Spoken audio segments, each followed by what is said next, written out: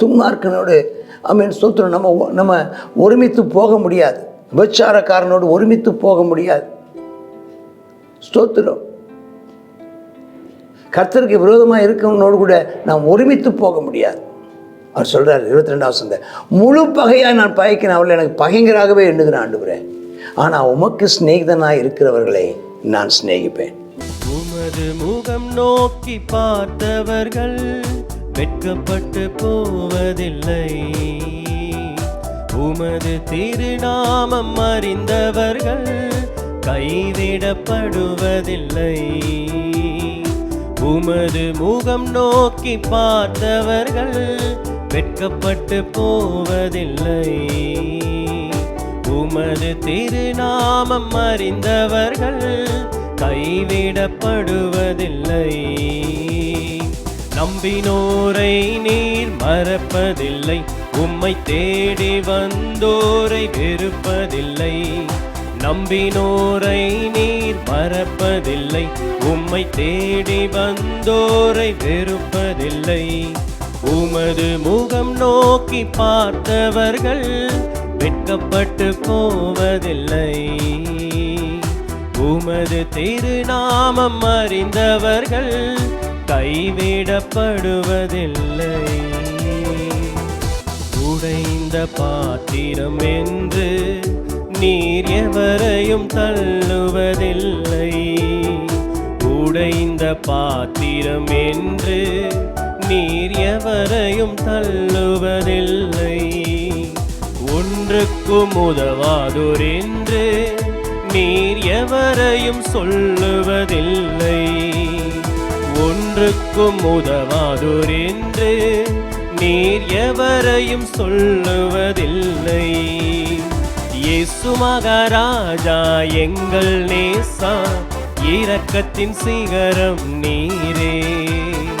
இயேசு மகாராஜா எங்கள் நேசா, இரக்கத்தின் சிகரம் நீரே. கர்த்தருடைய பரிசுத்த நாமத்திற்கு மகிமை உண்டாவதாக. இந்த காலை பொழுதிலேயும் 139ஆம் சங்கீதத்தை நாம் தியானித்து கர்த்தரை மகிமைப்படுத்துவோமாக. 139வது சங்கீதம், அதாவது இஸ்ரவேல் ஜனங்களுடைய கோத்திரங்கள் எல்லாருமே அவர்கள் விக்கிரக ஆராதனை என்ற பாவத்துக்குள்ளானார்கள். அதாவது தேவனை விட்டு விட்டு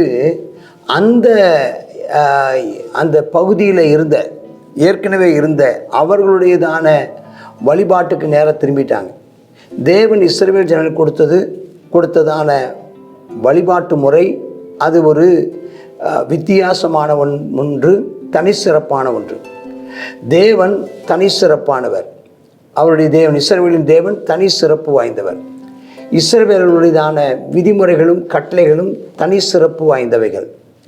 இஸ்ரவேலுடைய வாழ்க்கை முறையும் அவருடைய நடத்தைகளும் தனி சிறப்பு வாய்ந்தவர். வித்தியாசம், மற்றவர்கள் வித்தியாசங்கிறத விட கொஞ்சம் கூட கலப்பில்லாத அது ஒரு தனி சிறப்பு வாய்ந்த ஒன்று.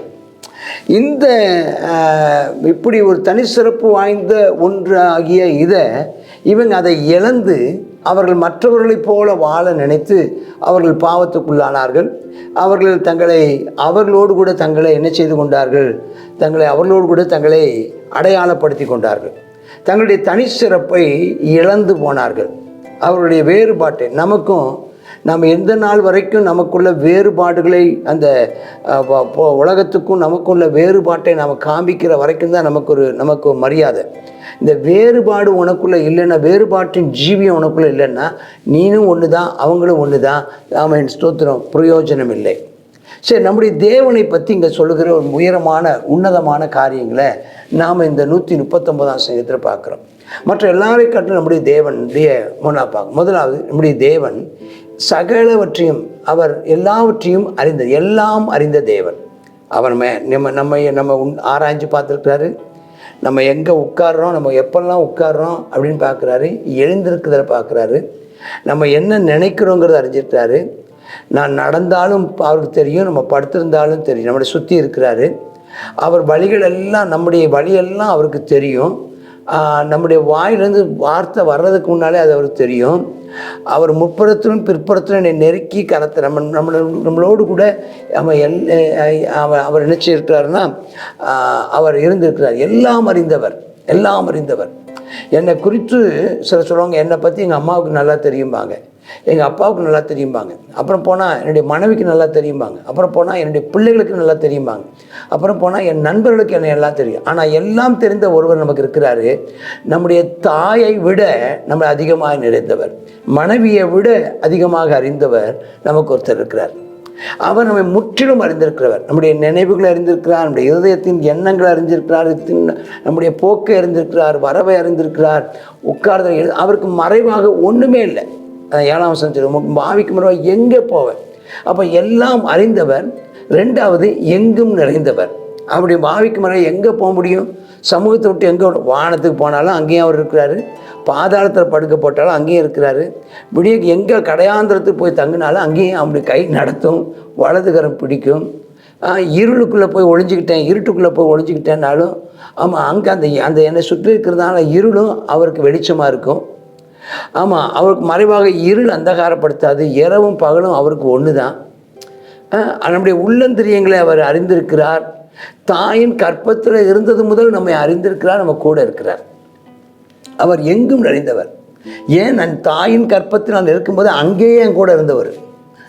14ஆம் வசனம் சொல்ல, பிரமிக்கத்தக்க அதிசயமாய் உண்டாக்கப்படியே அமை துதிப்பேன். அப்போ அவர் தான். அப்போ ஒரு ஒரு ஒரு மனைவி சொல்லுவாங்க, கல்யாணம் கட்டின நாளில் இருந்துன்னு. பிள்ளைகள் சொல்லுவாங்க, எங்கள் அப்பா நான் பிறந்த நாளில் இருந்தும்பாங்க. பிள்ளைகள் பிறந்த நாளில் இருந்துமா. நண்பர்கள் பழகின காலம் 30 வருஷம் 40 வருஷம் பழகின நாட்கள்ல இருந்து. அம்மா சொல்லுவாங்க, இவன் பிறந்த நாளில் இருந்து. ஆனால் நம்முடைய தேவன், உன்னை என்னையும் படைத்த தேவன், உங்கள் ஆண்டவராய் கர்த்தர் இயேசு கிறிஸ்து சொல்கிறார், நான் உன்னை உன் தாயின் கர்ப்பத்தில் நீ உருவாகும் முன்னமே நான் உன்னை அறிந்திருக்கிறேன். ஒரு அருமையான ஒரு பாடல் ஒன்று சின்ன பிள்ளைங்க கூட நல்லா பாடுவாங்க. தாய் உருவாகும் முன்னே என் கருவை கண்டீரையா, என் பெயர் உருவாகும் முன்னே பெயர் சொல்லி அழைத்தீரையா. எப்படிப்பா உமக்கு நன்றி சொல்லுவேன், சொல்ல வார்த்தையே இல்லை வேறே. அப்போ அவருடைய வார்த்தை, எலும்புகள் உருவாகலை, தசைகள் உருவாகலை, நரம்புகள் உருவாகலை, ஆனால் என்னை குறித்த தரிசனம் உருவாயிடுச்சுப்பா. நான் யாராக இருக்கணும், நான் எப்படிப்பட்டவனாக இருக்கணும், நான் என்னென்ன செய்யணும், எல்லாவற்றையும் கர்த்தர் என்னை அறிஞ்சிருக்கேன். நான் வினோதமாக உருவாக்கப்பட்டது, என் எலும்புகள் மறைவாக இருக்கல, என் நரம்புகள் மறைவாக இருக்கல, என் தசைகள், என் கருவை நீர் கண்டீர் ஆண்டவரே. நான் எவ்வளோ காலம் வாழ வேண்டும் என்றும், எங்கெல்லாம் வாழ வேண்டும் என்றும், என்னென்ன விதமான பொறுப்புகளை நான் நிறைவேற்ற வேண்டும் என்றும், நான் செய்து முடிக்க வேண்டிய பணிகள் என்னவென்றும் எல்லாவற்றையும் கர்த்தர் நினைச்சிருக்கேன். என்னுடைய உறவுகள், என்னுடையதான உடைமைகள், என்னுடையதான பணிகள், என்னுடைய உழைப்பு எல்லாவற்றையும் கர்த்தர் அறிந்திருக்கிறார்.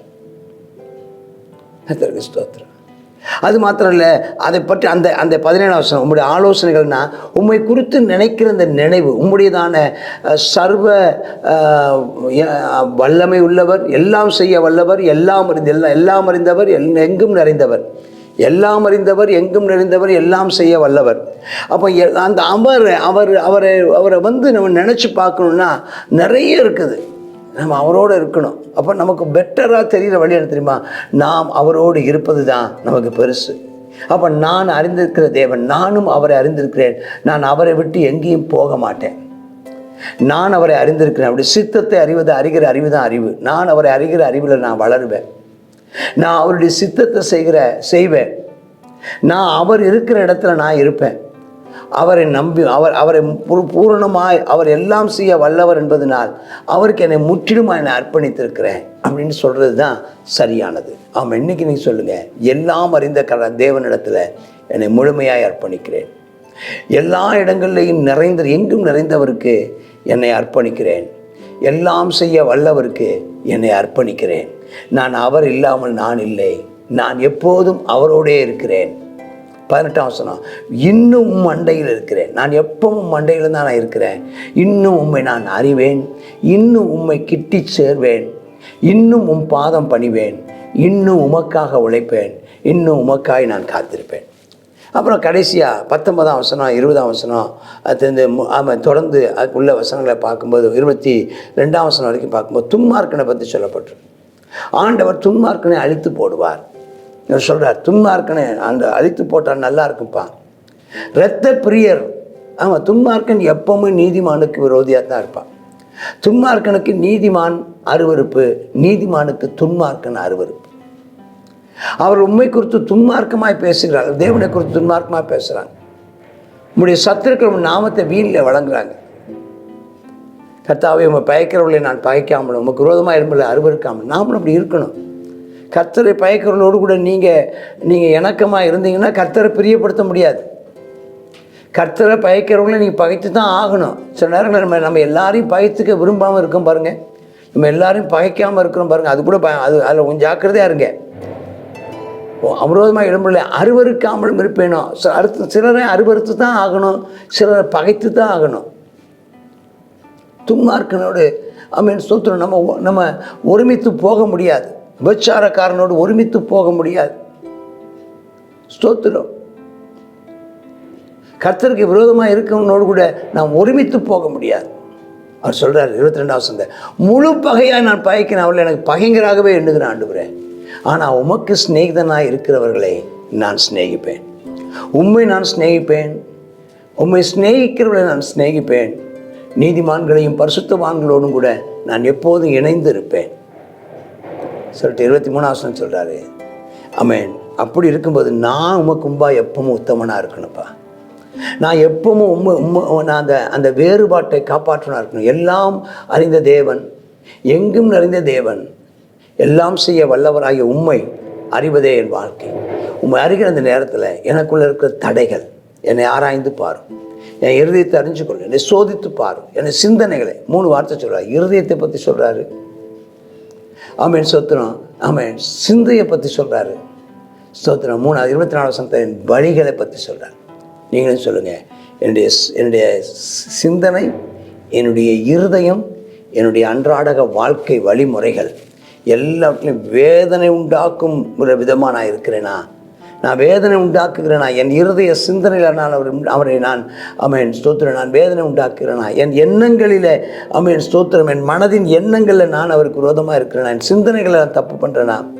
என்னுடையதான வழி, என் அன்றாட வாழ்க்கை நெறிமுறைகள் அவருக்கு நான் வேதனை உண்டாக்குறேனான்னு பார்த்து அவைகளை மன்னித்து என்னை எப்போதும் நித்திய வழியிலே என்னை நடத்தும், எப்போதும் நீதியின் பாதையில் என்னை நடத்தும், எப்போதும் உம் சித்தத்தை நிறைவேற்றும் பாதையில் என்னை நிறுத்தும், எப்போதும் உம்மை மகிமைப்படுத்தும் வாழ்வை எனக்கு தந்தடும்.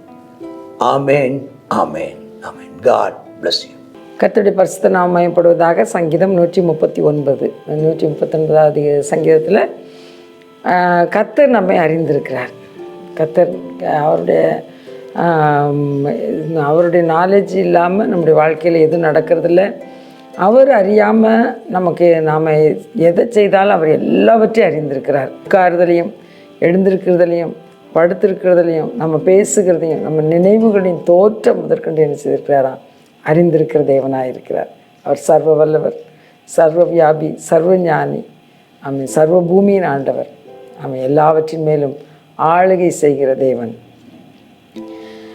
இந்த அறிவு நமக்கு மிகுந்த ஆச்சரியமாக இருக்கிறது. நாம் பிரமிக்கத்தக்க அதிசயமாய் உண்டாக்கப்பட்டபடியால் நான் உண்மை துதிப்பேன் என்று சொல்லி சங்கீதக்காரன் சொல்கிறார். எல்லாமே வித்தியாசமானது. அவர் மிகவும் பெரியவர், மிகவும் வல்லமை உள்ளவர், நம்முடையதான புத்திக்கு எட்டாத பெரிய காரியங்களை செய்கிற தேவனாக இருக்கு. இந்த தேவனுக்கு நம்ம நன்றி செலுத்தி ஜெபிப்போமா? கர்த்தாவே, உமக்கு நன்றி செலுத்துகிறோம் அப்பா. கர்த்தாவே, ஆமேனப்பா, நீர் எல்லாவற்றையும் அறிந்தவர், எங்கும் நிறைந்திருக்கிற தேவனாக இருக்கிறப்பா. கர்த்தாவே, எங்களுடைய உட்கார்தலையும் எழுந்திருக்கிறதையும் எங்களுடைய நினைவுகளின் தோற்றம் முதற்கொண்டு அப்பா, எங்களுடைய வழிகள் எல்லாவற்றையும் நீர் அறிந்திருக்கிற தேவனாக இருக்கிறபடியால் நன்றி அப்பா. இந்த அறிவு கர்த்தாவே அப்பா ஸ்தோத்திரம் ஆச்சரியமானதாக இருக்கிறதப்பா தேவனே, ஸ்தோத்திரம் அப்பா. ஆமேன் அப்பா. அப்பா, இப்படி இருக்க உம்முடைய ஆவிக்கு மறைவாக நாங்கள் எங்கே போவோம் ஆண்டவரே? ஆமேன் அப்பா. ஸ்தோத்திரம், ஸ்தோத்திரம். எங்களுடைய வாழ வைக்கிற வார்த்தைகள் உம்மிடத்தில் அல்லவோ உண்டு ராஜா. கர்த்தாவே ஸ்தோத்திரம். எங்களை நீர் கர்த்தாவே அப்பா பிரமிக்கத்தக்க அதிசயமாக எங்களை நீர் உண்டாக்கினீரே, உமக்கு நன்றி செலுத்துகிறோம் சுவாமி. ஸ்தோத்திரம், ஸ்தோத்திரம், ஸ்தோத்திரம்.